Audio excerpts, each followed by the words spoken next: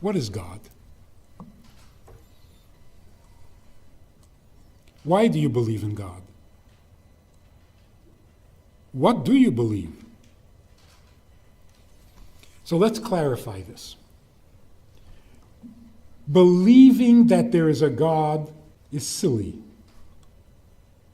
Because if there is, there is.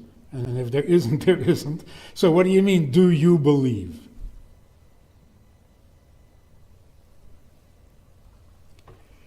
Everybody believes in God. Everybody. The question is only, which God are you talking about?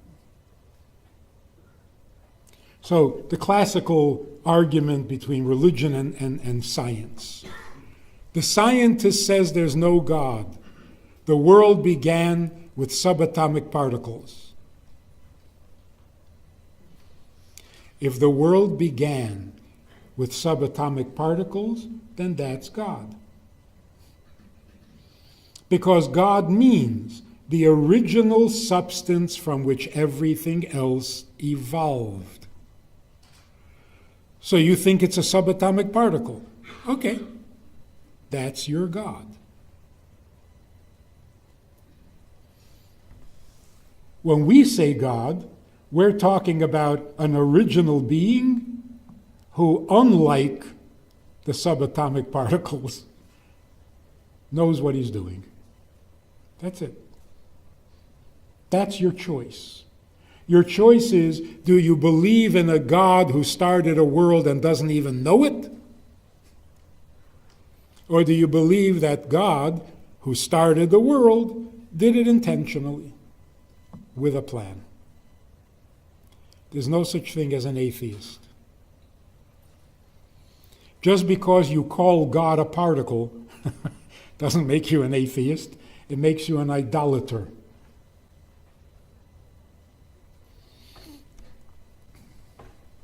Tell you another thing that makes you an idolater. If you say, God needs certain things, we need certain things, and they're often in conflict. He needs me to fast on Yom Kippur, I need to eat. He needs me to get married, I need to stay single. He needs me to rest on Shabbat. My business works best on Shabbat. So we have two needs, and we have to figure out how to get along, like a bad marriage. So for many, many years, we were told, your needs are not as important as his. So give up what you need.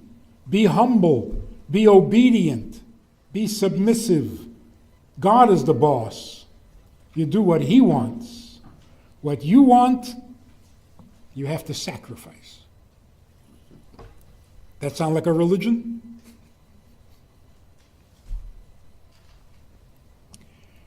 Amazingly, it worked. It worked. Not only for Jews. The whole world behaved, built cities, built communities, made new inventions, explored new countries. Why? Because they needed to.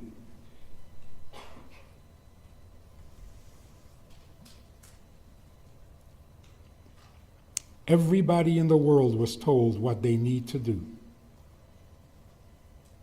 Either by the Tsar, or by some other dictator, or by a preacher, by a religious leader. Everyone was always telling you what you need to do, what you must have. Today, it's the media. Constantly, you are being told what you must have. You must have this new car. You must have this new pair of shoes. You must have this medicine to clear up your sinuses. It might kill you, but so what? Clear up your sinuses. Everything in the media, in society, is telling people what they need to do. And of course, you have to pay for it. It reached a point where we can't take it anymore. So young people are suddenly saying, I don't need to. You're telling me I need to? I don't need to. I don't care. So your frum Zayde said, you have to keep Shabbos. You have to go to shul. So they went to shul. Today, if you try saying to your grandchild, you need to keep kosher.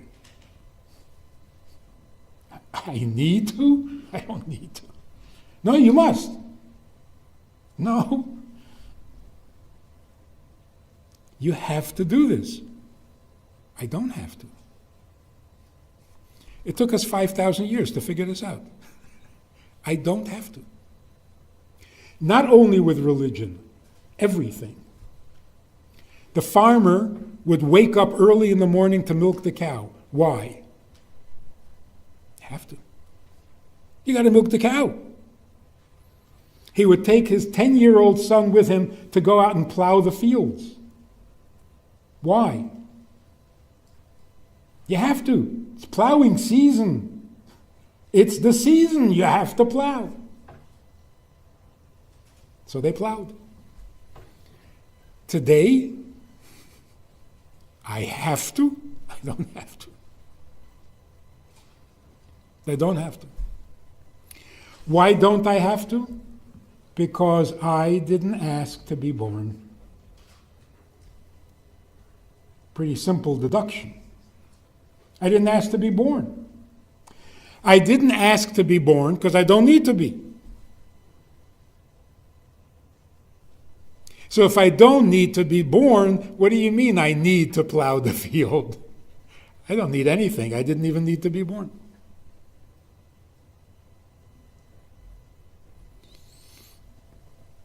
So a man in India sued his parents that they should pay all his bills for the rest of his life because they gave birth to him without his permission. Sounds funny.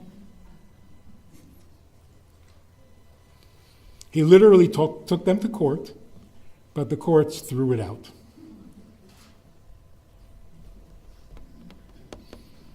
Because the parents said,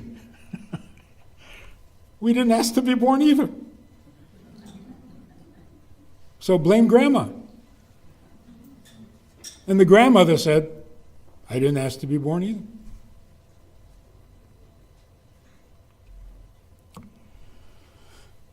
It sounds funny when you first hear it, but think about it for a minute. Nobody asks you. All of a sudden you're born, and you have to pay the bill. Does that make sense? You have to go to school, you have to get into a good college, you have to get a good job, you have to pay the mortgage and the taxes. Wait. Did I sign a contract? Did I agree to this responsibility? No. So if you give birth to me, you pay the bills. Doesn't that sound right? And the same thing with religion. God creates me, and now I have to keep Shabbos. So what was the answer in the olden days? Like 10 years ago. What was the answer? You have to keep Shabbos. I do? How did I get myself into this mess? How did I become obligated to keep Shabbos? I never agreed to this. You're right, you never agreed to this. But if you don't keep Shabbos, you're going to burn in hell. Aha! That means you have nothing more to say. If you're starting to threaten me, it means you have nothing more to say. So you're not telling me why I need to keep Shabbos. You're just telling me that I'm going to get it. So obviously you don't know why I should keep Shabbos either. Because if you knew, you would tell me. You obviously don't know, so you're threatening me.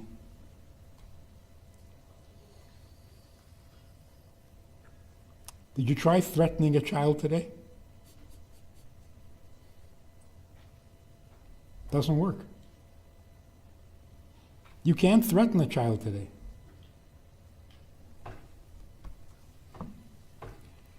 So what are we going to do? Can't beat up your kids. What are we going to do?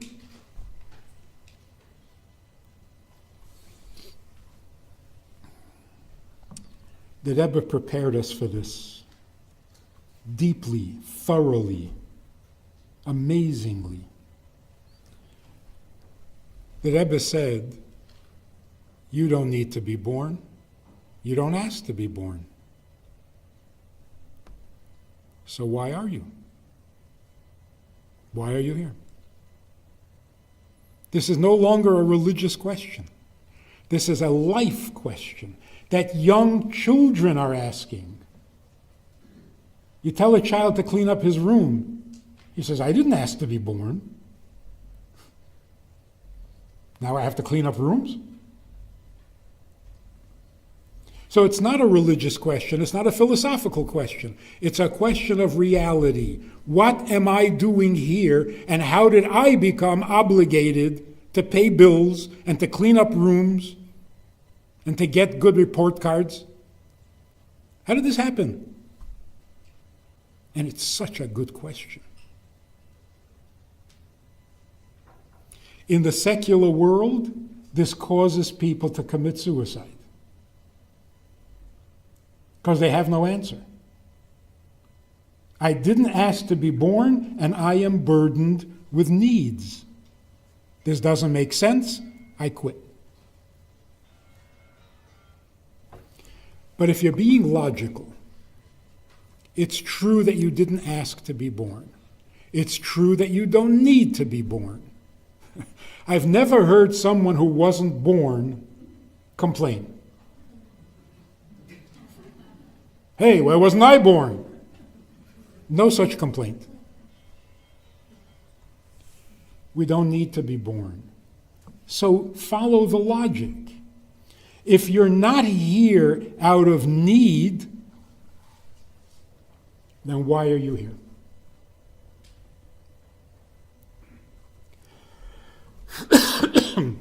The most logical answer. You're not here because of your need. No. If you're not here because you need it,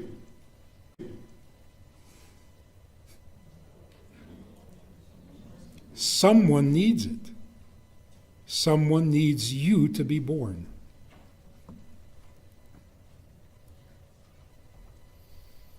So here's our message to the world.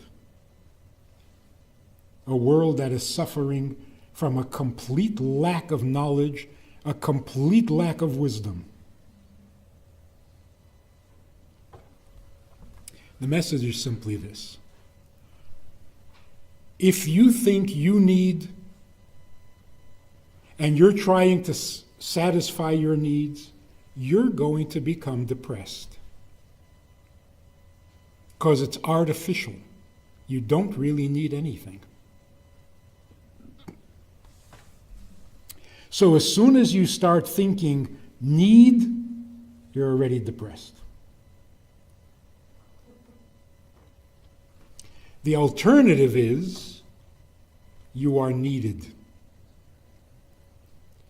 If you look at all the psychology of all the mental, emotional problems in the world, these are the two key ingredients. It is depressing to be needy, and it is depressing to not be needed.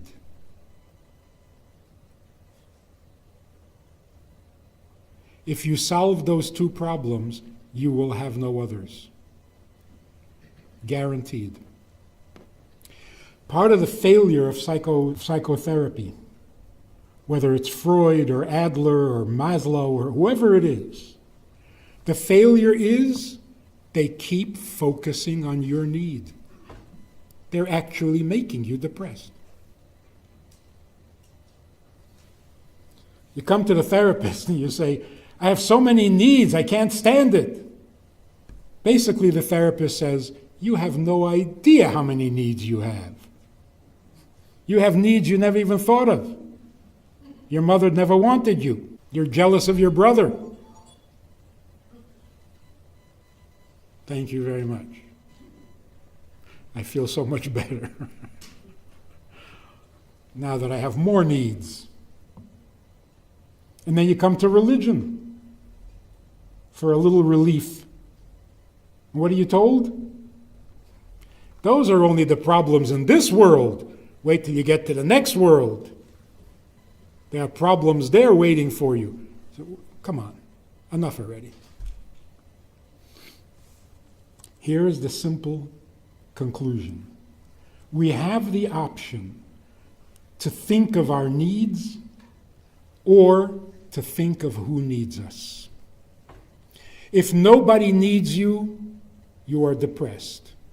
If you have needs, you are depressed. So what's the solution? Obviously, your needs are not yours. His need of you is absolutely eternal.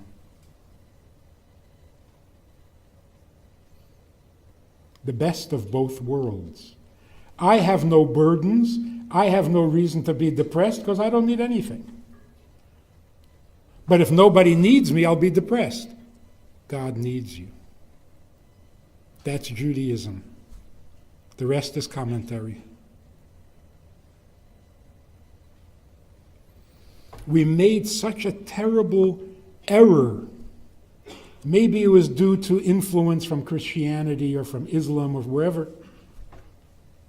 When did God become indifferent, retired, sitting up in heaven watching us struggle? We are needy and he needs nothing. Isn't that the picture? He's God. He doesn't need anything. We have needs.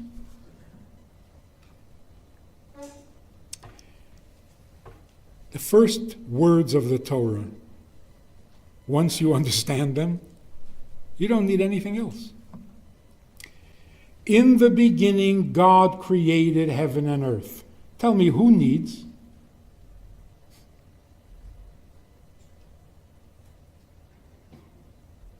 Did you hear that?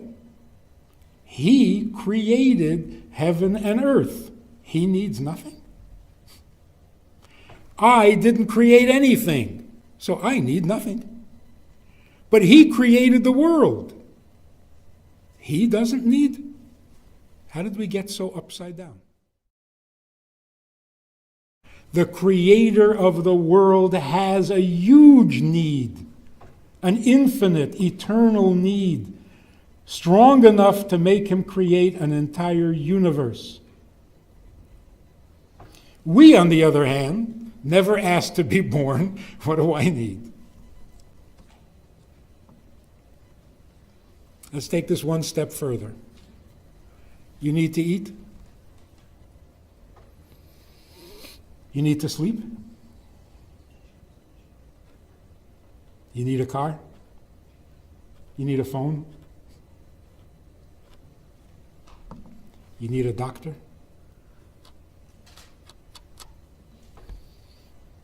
See? We have lots of needs. Just a minute of thought. You need to eat. I need to eat. Actually, I need to stop eating. And I can't. So my question is, who did this to me? Who did this to me? If I designed myself, would I make myself dependent on food? every 3 hours? If I designed myself, I would make myself less talented than a camel. Can't go without water. If I designed myself, I would need to breathe. Why? I'm not as talented as a fish. These things that we call our need is not ours. We didn't choose it. We didn't agree to it. We don't want it. We don't like it. What do you mean, our? My need. I need to eat. No. No. Whoever created me dependent on food. Thank you very much. I need this like a hole in the head.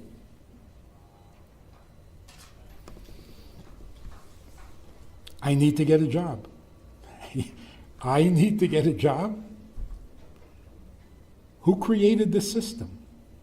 Who made it necessary to have a job? Not me. I'm against it. I'm against school. I'm against jobs. Who needs it? But that's not the world that I was invited into. I don't make the rules. I don't choose the rules. They're already there. And who made those rules? The Creator. So is it true that I need to eat? Or that He needs me to eat? So let me end with this. A young boy went off to yeshiva in France. Very strict. The day he arrives, he walks into the office of the Rosh Yeshiva, and he says, in Yiddish, he says, I need to call my mother. Where's the phone? And the Rosh Yeshiva said to him, you need to call your mother. What does I mean? And what does need mean? Think again. Listen to this. He said, I need to call my mother. Not true? Not true. What should he have said? I want to call my mother. Also not true.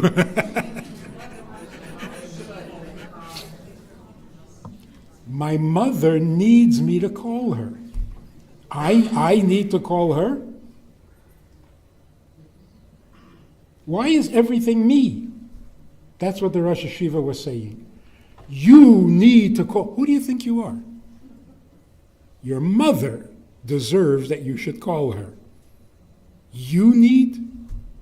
It's a chutzpah. I need to eat right now. Really? You're the creator? You created yourself? So let's be careful. When we say we believe in God, it doesn't mean we believe there is a God. Everybody knows there's a God. The only thing that is as consistent and as universal as anti-Semitism is the belief in God. So what do we mean when we say ani ma'amin? I believe. It means I am aware of what's true. He needs me more than I need him. He is the creator. So he is the one who needs. And I'm not going to compete with him and make believe that I have needs. So the one thing that a human being needs is to know who needs you. That's it. Is that not Judaism? Is that not the whole Torah? God comes down to Mount Sinai to tell us what we need? What is that? No. He came down to Mount Sinai to tell us what he needs. and how much he needs us to do that.